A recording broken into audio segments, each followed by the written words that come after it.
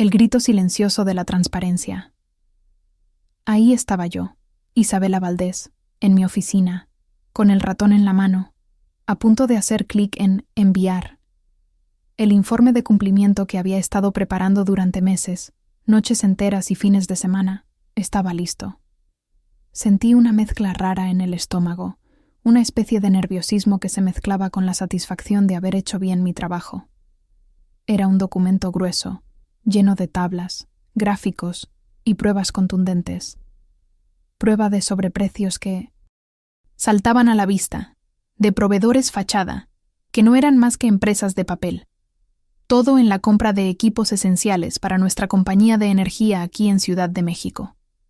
Hablamos de cifras millonarias, de dinero que se estaba yendo por el caño, poniendo en riesgo la reputación y las finanzas de la empresa, lo que para mí era lo más grave.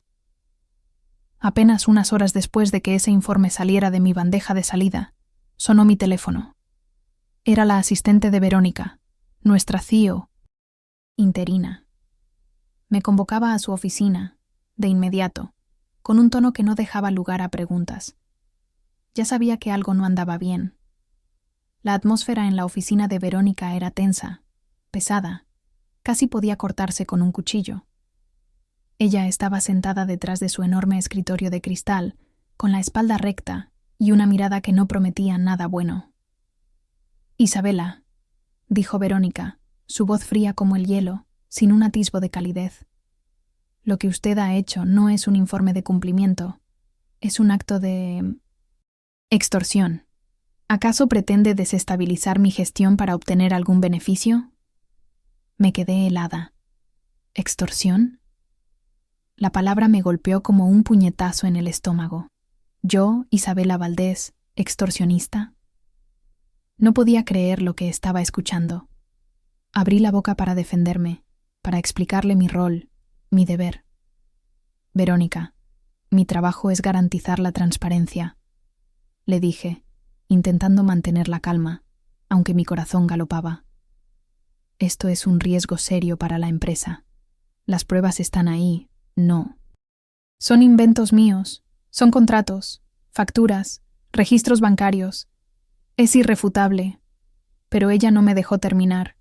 Me interrumpió bruscamente, con un gesto de la mano. «Tonterías, Isabela. Pura falta de lealtad. Usted cree que puede venir a mi oficina a cuestionar mis decisiones con un montón de papeles. Le advierto, las consecuencias de esto pueden ser muy graves si no retracta su informe y olvida lo que ha visto. Piense bien en su futuro en esta empresa, en su carrera». Su tono era una amenaza velada, clara como el agua. Era un ultimátum. El shock seguía ahí, pero poco a poco, una especie de obstinación se apoderó de mí. No podía retractarme. ¿Cómo iba a borrar lo que había visto, lo que era mi deber señalar? ¿Cómo iba a traicionar mis propios principios y la confianza que se había depositado en mí para proteger a la empresa? No, simplemente no podía. La miré fijamente, sin decir una palabra. Pero mi silencio fue mi respuesta. La reunión terminó abruptamente. Verónica me despidió con un gesto de desprecio, como si yo fuera una molestia insignificante. Salí de su oficina con una sensación profunda de traición. No era solo el miedo por mi puesto, era el dolor de que me acusaran de algo tan bajo por hacer lo correcto. Me sentía completamente desamparada, arrastrada a un juego de poder que no entendía del todo, pero que ya me estaba aplastando. La injusticia de ser castigada por hacer mi trabajo, por ser honesta, era algo que no me cabía en la cabeza. Volví a mi escritorio, a mi pequeña oficina, y me senté. Mis ojos se posaron en la pantalla de mi computadora. Ahí, parpadeando, estaba mi informe. El mismo documento que me había costado tanto esfuerzo, el que ahora me estaba valiendo un calvario. El informe, testigo silencioso de mi honestidad, parecía mirarme de vuelta, como si preguntara: ¿y ahora qué, Isabela Valdés? El mundo se me venía encima. Ecos de lealtad. Quebrada. La oscuridad de mi apartamento era un espejo de cómo me sentía por dentro. Afuera, las luces de la Ciudad de México parpadeaban a través de mi ventana, indiferentes a mi tormenta. La humillación, el dolor de la acusación de Verónica, se sentían como un puñal clavado en mi pecho. Extorsión, había dicho. Esa palabra me martillaba en la cabeza, una y otra vez. ¿Cómo podía alguien que había dedicado tanto a esta empresa ser acusada de algo tan ruin? Recuerdo el día que empecé aquí, hace tantos años. Era joven, llena de energía y con una emoción que casi no me cabía en el cuerpo. Trabajar en una compañía de energía tan importante para el país, sentir que contribuía al desarrollo, a algo más grande que yo misma, era mi sueño. Me veía construyendo una carrera, dejando una huella de honestidad y eficiencia. Y lo hice, ¿no? A lo largo de los años, mi vida fue esta empresa. Noches en vela, sacrificando cenas con amigos, planes familiares, incluso domingos enteros, para cerrar auditorías complejas. Recuerdo una vez que pasé 3 días sin apenas dormir para implementar un nuevo protocolo de cumplimiento que nos salvó de una multa millonaria. Otra ocasión fue un proyecto de expansión, donde mi equipo descubrió una falla grave en los contratos con proveedores, justo a tiempo para evitar un escándalo que habría hundido la reputación de la empresa. Los directivos de entonces, ellos sí que confiaban en mí. Sabían que, si Isabela Valdés estaba al frente, el trabajo se haría con rigor y sin atajos. Me lo decían, me lo agradecían. Siempre creí en la ética, en la transparencia. Mis padres, mis profesores, siempre me inculcaron que la integridad era lo más valioso que una persona podía tener. Para mí, era el pilar de mi profesión, la brújula que guiaba cada decisión, cada informe. Mi trabajo no era solo llenar casillas, era proteger a la empresa, a sus empleados, a sus accionistas, a los millones de personas que dependían de la energía que generábamos. Era un trabajo con un propósito, y yo me lo tomaba muy en serio. Pero ahora, mirando las luces de la ciudad, me preguntaba cómo la empresa que amaba, a la que le había entregado tanto, podía permitir que alguien como Verónica llegara tan lejos. ¿Cómo es que mis años de lealtad, mi compromiso inquebrantable con la verdad, podían ser desechados tan fácilmente por una acusación tan falsa? La frustración se mezclaba con una tristeza profunda. Ver mi reputación, mi futuro profesional, todo lo que había construido con tanto esfuerzo, amenazado por un acto de pura codicia, era devastador. Sentía que el suelo se abría bajo mis pies. De repente, una voz resonó en mi mente, una voz que no escuchaba desde hacía mucho tiempo. Era la de mi viejo mentor, don Carlos, el que me enseñó los primeros pasos en este mundo del cumplimiento. Isabela, me había dicho un día, con su voz calmada y sabia, tu integridad es tu activo más valioso. Protégela a toda costa. Habrá momentos en los que te sientas sola, pero la verdad siempre sale a la luz. Siempre. Esas palabras, que en su momento me dieron fuerza, ahora resonaban en mi cabeza como un eco, un recordatorio de que no podía rendirme. El dolor y la humillación seguían ahí, pero poco a poco, algo más empezó a crecer dentro de mí. Una rabia fría, una indignación que no conocía. Me di cuenta de que mi lealtad había sido malinterpretada. La vieron como debilidad, como ingenuidad. La empresa no solo había perdido mi confianza, sino que me había arrojado a los lobos sin dudarlo. Sentía que me habían traicionado de la peor manera. Una chispa de indignación iluminó la oscuridad de mi mente. No iba a permitir esto. No iban a enterrarme. No me iban a silenciar. No después de todo lo que había sacrificado, de todo lo que creía. No van a enterrarme. Susurré al vacío de mi apartamento, mi voz apenas audible, pero cargada de una nueva y peligrosa determinación. La guerra había empezado, y yo no iba a ser la primera en caer. El ajedrez comienza. El primer rayo de sol se coló por mi ventana, pintando de un gris tenue las paredes de mi apartamento. No había dormido, pero ya no me sentía desolada. La noche de reflexión, de rabia y de preguntas sin respuesta había transformado mi dolor en una claridad fría, casi peligrosa. Me levanté de la cama, arrastrando los pies hasta el baño, y me miré al espejo. La mujer que vi reflejada no era la misma Isabela Valdés que había recibido la bofetada verbal de Verónica el día anterior. Había una dureza nueva en mis ojos, una determinación que antes no conocía. Mis hombros ya no estaban encorvados, se sentían firmes. No me iban a enterrar. Mi mente empezó a trabajar, rápido y sin descanso. Un ataque frontal contra Verónica, contra la CEO interina, era un suicidio. Ella tenía el poder, la posición. Intentar desacreditarla de frente solo me perjudicaría más. Me haría parecer la extorsionista que ella ya había dicho que era. Necesitaba una jugada diferente, una que fuera impecable, que usara las propias reglas del sistema que yo misma había ayudado a construir. No podía ser impulsiva. Esto era un juego de ajedrez, y yo necesitaba pensar varios movimientos por delante. De repente, una idea brilló en mi cabeza como un foco encendiéndose en la oscuridad. El auditor externo. Claro, el auditor no era un empleado de la empresa. Era una entidad independiente, una firma imparcial contratada precisamente para verificar este tipo de transacciones, para asegurar que todo estuviera en orden. Mi informe, si llegaba a sus manos, no podría ser ignorado ni manipulado tan fácilmente como Verónica había intentado hacer. Ellos tenían la autoridad, la obligación de investigar, y no les debía lealtad a los caprichos de una CEO interina. Empecé a analizar los pros y los contras de enviar el informe al auditor.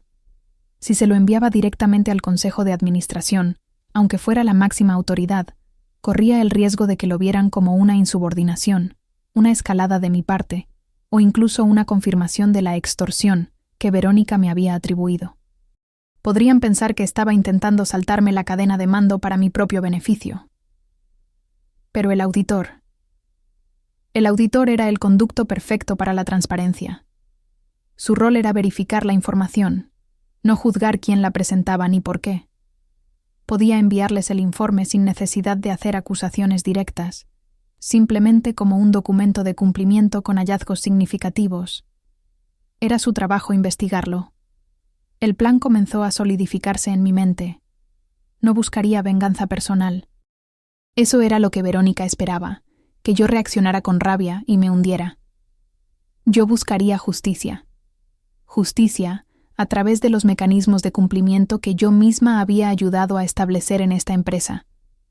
Mi objetivo no era destruir a Verónica por despecho, sino que la verdad saliera a la luz, independientemente de quién la revelara o de las consecuencias que eso trajera para ella. Si los sobreprecios y los proveedores fachada eran confirmados por una entidad independiente, la empresa tendría que actuar. Y mi nombre, mi integridad, quedarían limpios. Verónica cree que me ha acorralado, pensé, mientras un esbozo de sonrisa fría apareció en mis labios. Se cree la reina del tablero, moviendo sus piezas a su antojo y descartando a los peones. Pero en el ajedrez, el peón más humilde puede volverse la reina si sabe moverse con astucia y estrategia. Era hora de mover mi peón. Empecé a visualizar los pasos necesarios. Cómo asegurar el envío, cómo proteger la información, cómo hacer que el informe llegara a las manos correctas sin que Verónica pudiera interceptarlo o desacreditarlo. Sentí un escalofrío, una mezcla de anticipación y un nuevo tipo de poder. La batalla no había terminado, apenas estaba comenzando, y yo iba a jugar mi partida. Desafío. Bajo el silencio. Con la mente clara, fría, como el amanecer que me había encontrado, empecé a preparar mi jugada. Ya no había lugar para el dolor o la duda, solo estrategia. Abrí mi informe en la computadora, el mismo que Verónica. Había llamado extorsión, y lo revisé una y otra vez. Cada palabra, cada número, cada prueba. Quería asegurarme de que no hubiera ni un solo cabo suelto, ni una coma fuera de lugar. Añadí cada detalle que pude recordar, cada contrato sospechoso que había archivado, cada factura con sobreprecio que había señalado. Necesitaba que la información fuera concisa, sí, pero también tan completa y objetiva que resultara irrefutable para cualquiera que la leyera con ojos imparciales. Pasé horas, días, inmersa en esa tarea, transformando mi dolor en munición. Mientras estaba enfrascada en ese trabajo minucioso, mi teléfono corporativo vibró. Era una notificación de correo. Lo abrí, esperando quizás alguna otra amenaza velada de Verónica, pero lo que encontré fue algo diferente y previsible. Un correo genérico de recursos humanos.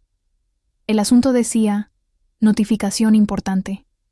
Mi corazón se apretó. Lo abrí. Con unas cuantas frases frías y corporativas, me informaban que mi cuenta de correo corporativo había sido bloqueada y que estaba suspendida de inmediato de mis funciones. La razón: falta de lealtad corporativa y difusión de información no verificada. Un golpe bajo, sí, pero esperaba algo así. Era la forma de Verónica de cortarme las alas, de aislarme, de asegurarse de que no pudiera seguir moviendo mis piezas.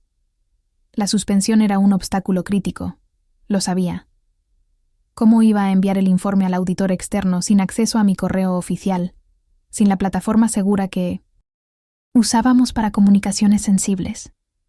Y lo más importante, ¿cómo hacerlo sin levantar aún más sospechas, sin que pareciera que estaba conspirando desde la sombra? Verónica había bloqueado todas mis vías internas. Creía que me había dejado sin opciones. Pero ella y sus aliados no conocían a Isabela Valdés tan bien como creían. De repente, una memoria se activó en mi cabeza, un pequeño detalle que había implementado hace años, cuando apenas comenzaba en el departamento. Un protocolo de respaldo. Lo llamábamos vía segura. Era un sistema alternativo para el envío seguro de informes críticos a terceros externos, pensado para casos de fallos del sistema, desastres naturales o, irónicamente, bloqueos inesperados de cuentas. Pensé en ello como una medida de redundancia, una seguridad extra. Nunca imaginé que lo usaría para salvarme a mí misma.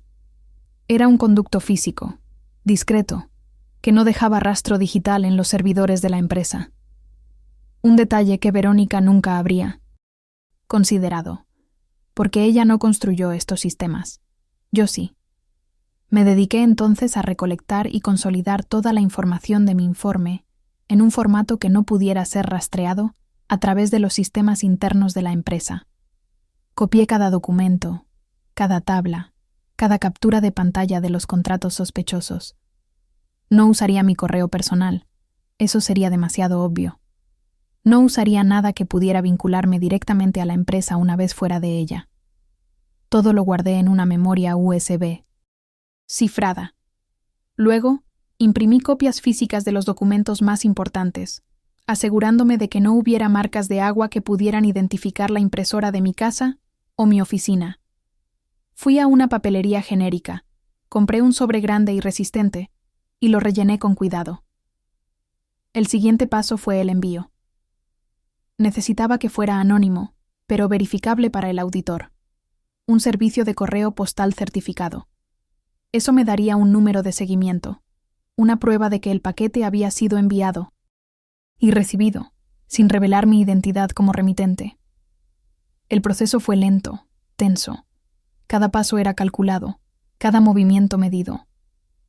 Fui a una oficina de correos alejada de mi casa, una donde nadie me conociera. Pagué en efectivo, sin dejar rastro de mi tarjeta. Envié el paquete justo un día antes de que la suspensión oficial se hiciera efectiva, un movimiento deliberado. Quería que la fecha de envío fuera ambigua respecto a mi estatus. ¿Lo envié como empleada activa? ¿O ya como una persona suspendida, sin acceso a los sistemas internos? No importaría. La evidencia estaría en manos del auditor, y no podrían argumentar que usé recursos de la empresa de forma indebida una vez suspendida. Era una pequeña sutileza, pero crucial. El paquete con el informe confidencial fue enviado.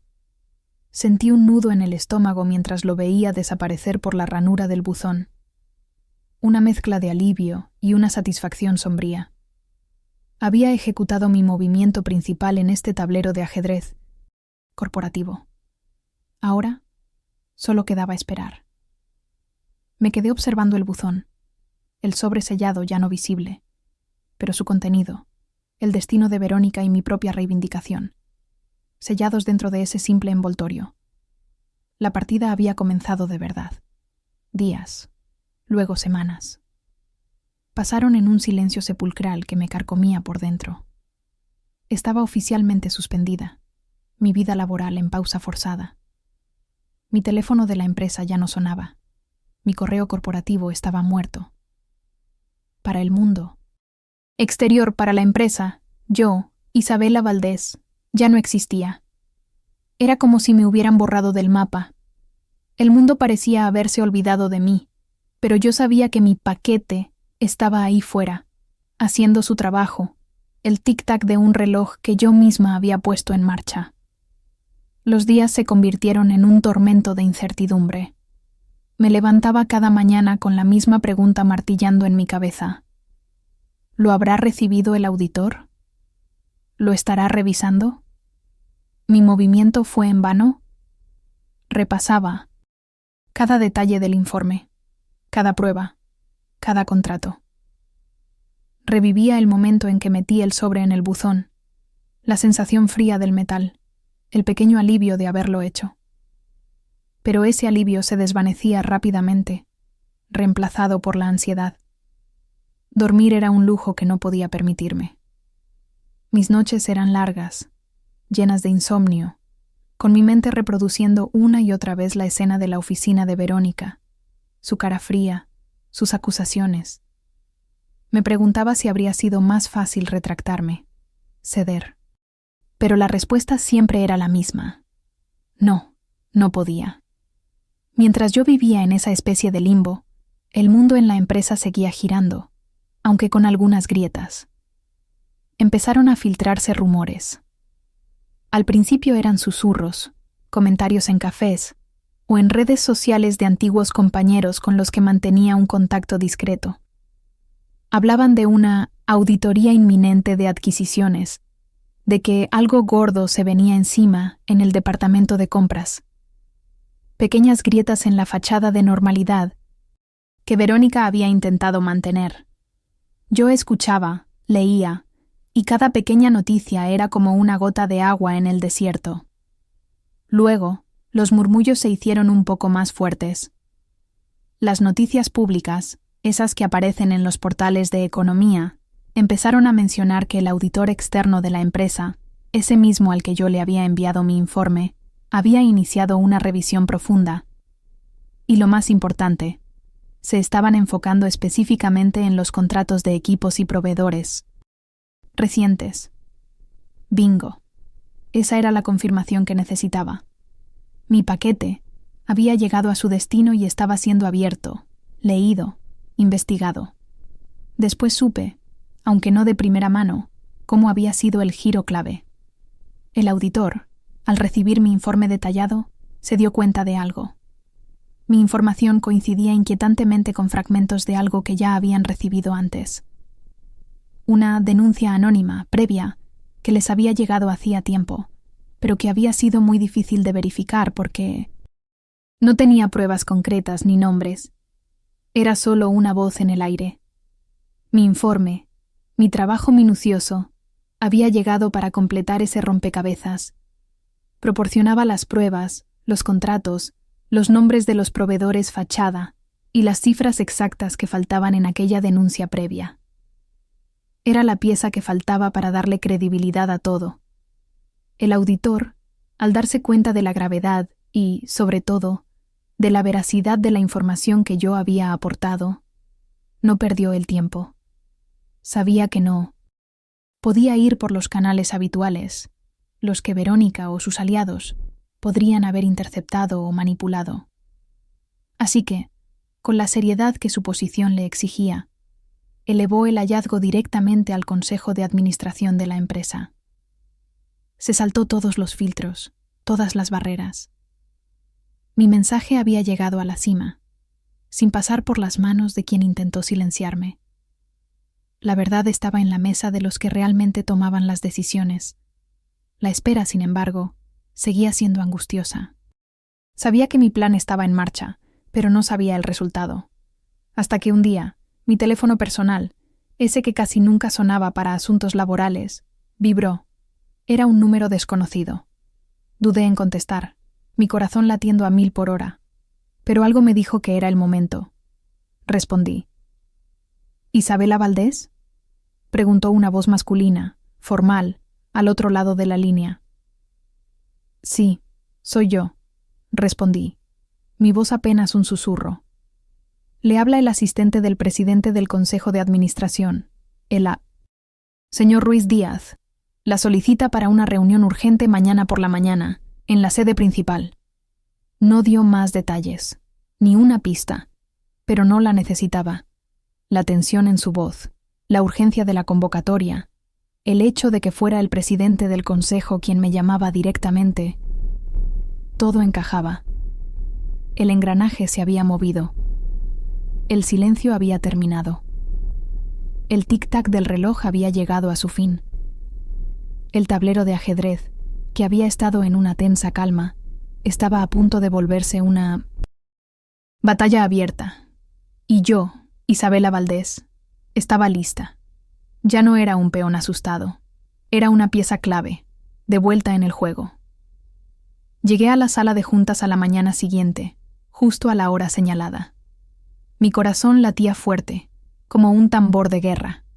El ambiente era gélido, tenso, casi irrespirable.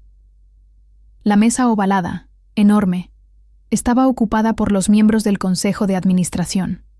Sus rostros eran graves, algunos fruncidos, otros con una expresión de decepción profunda.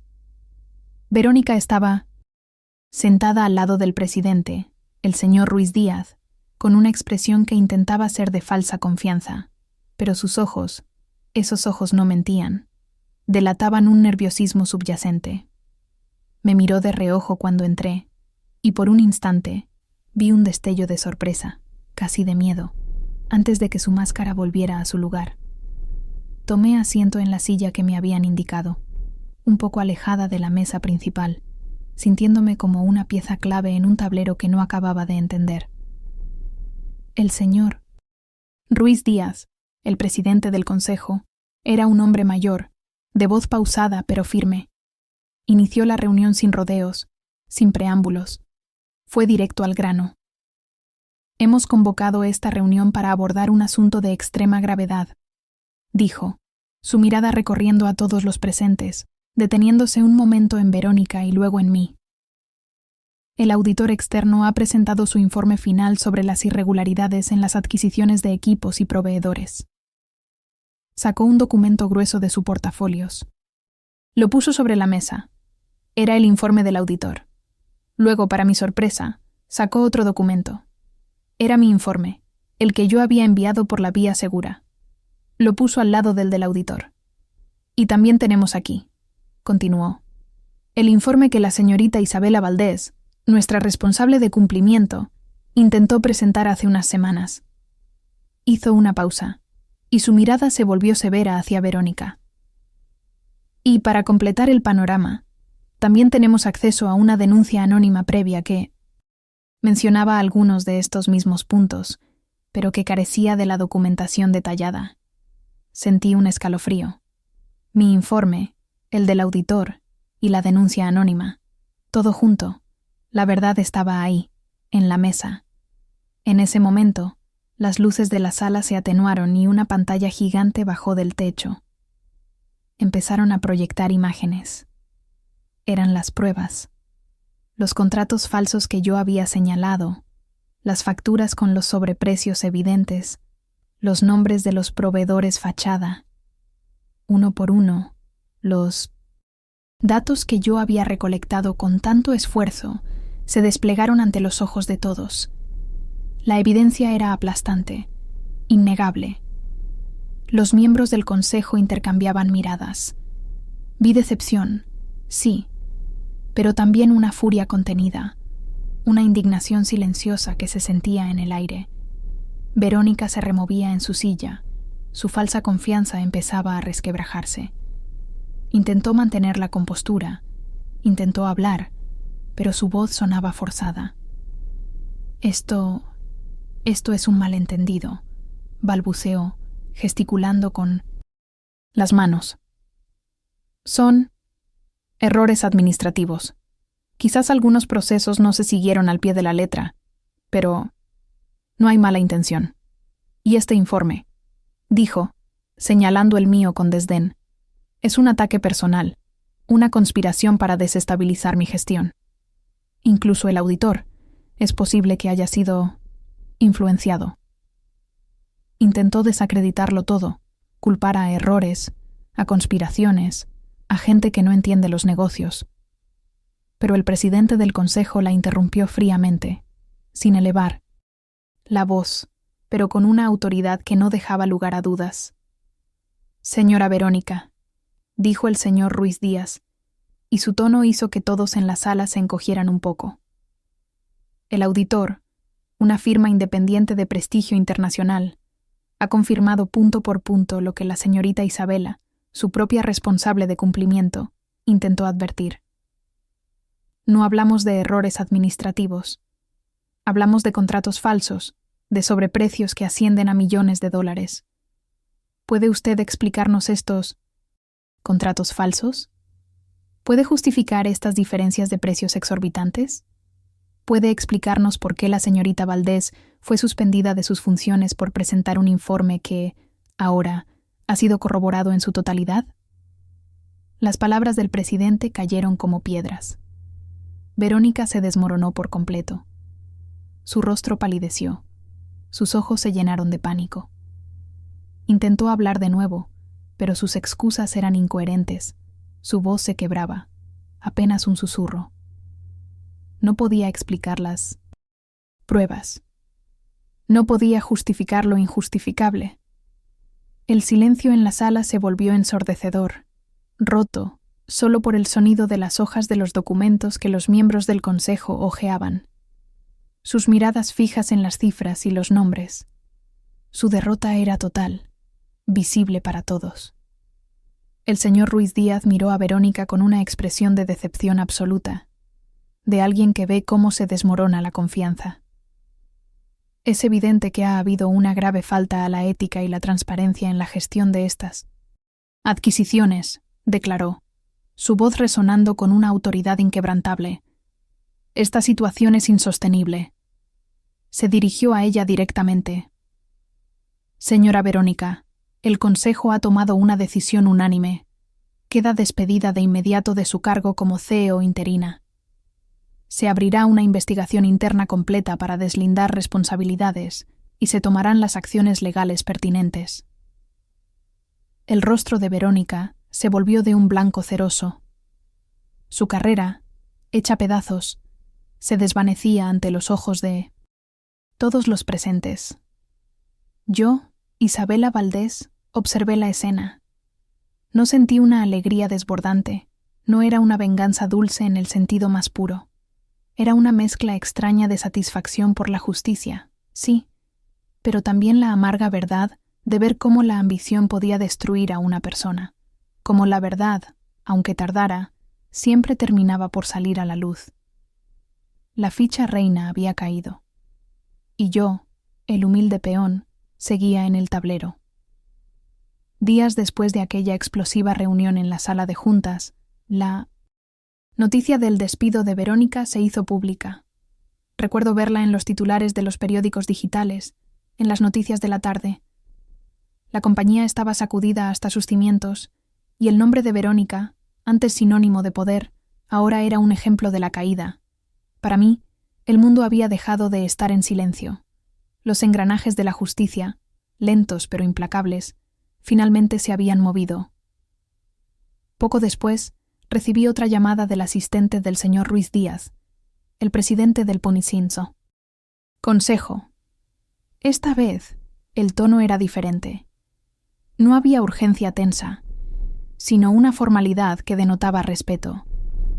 Me citaban de nuevo, pero sabía que el propósito era completamente distinto al de la última vez. Cuando entré en la misma sala de juntas, el ambiente era casi irreconocible. Los rostros del consejo, que antes estaban fruncidos por la furia o la decepción, ahora mostraban una mezcla de alivio y, para mi sorpresa, vergüenza. El señor Ruiz Díaz me recibió con una pequeña pero sincera sonrisa. Me pidieron que tomara asiento en la mesa, esta vez en un lugar central, no en la periferia. El presidente del consejo fue el primero en hablar. Isabela, dijo, su voz suave pero resonante.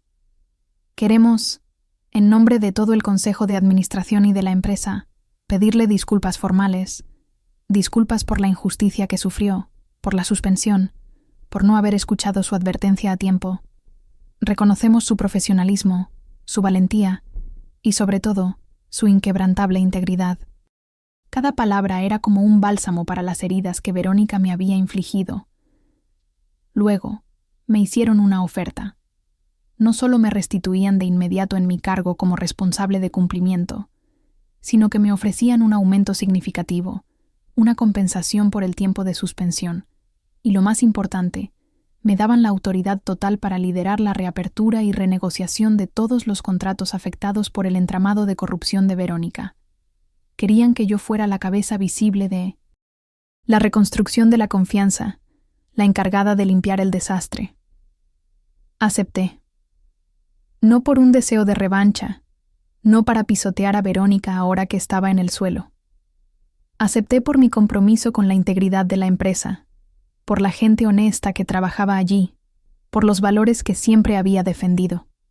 Era mi deber, mi responsabilidad. Y así me puse manos a la obra. Lideré un equipo para deshacer cada uno de los nudos que Verónica había atado, asegurando que la transparencia fuera la bandera en cada paso, en cada nuevo contrato, en cada relación con los proveedores. Fue un trabajo arduo, minucioso, pero cada vez que ponía un nuevo acuerdo en orden, sentía que no solo estaba reparando a la empresa, sino también a mí misma. Verónica me llamó extorsionista. Lo recuerdo perfectamente. Esa palabra me persiguió por días. Me hizo dudar de mí misma. Pero no fue extorsión. Fue mi deber, mi trabajo, mi integridad. Y al final, no fui yo quien la derribó. Fue la verdad. Fue la transparencia. Y sí, el auditor lo dijo más alto que yo, con la autoridad de una entidad imparcial. Mi informe fue el detonante, el auditor fue el megáfono, y la verdad fue la fuerza que la hizo caer. La empresa, aunque herida por el escándalo, comenzó un proceso de profunda reforma. Se implementaron nuevos controles, se reforzaron los protocolos de cumplimiento, y yo, Isabela Valdés, me convertí en una figura clave en esa reconstrucción de la confianza, un símbolo de que la ética podía prevalecer. Y así, amigos de Café Frío y Venganza, se cierra otro capítulo donde la justicia se sirve fría, pero se sirve. La historia de Isabela Valdés es un recordatorio de que, incluso en los pasillos más oscuros del poder corporativo, la verdad siempre encuentra su camino. No importa cuán pequeño te sientas, tu integridad es tu arma más poderosa. ¿Alguna vez te has encontrado en un tablero de ajedrez corporativo donde tus valores fueron desafiados? ¿Has tenido que mover tus piezas con astucia para defender tu verdad? Cuéntanos tu historia en los comentarios. Dale me gusta a este video si te sentiste identificado con la lucha de Isabela.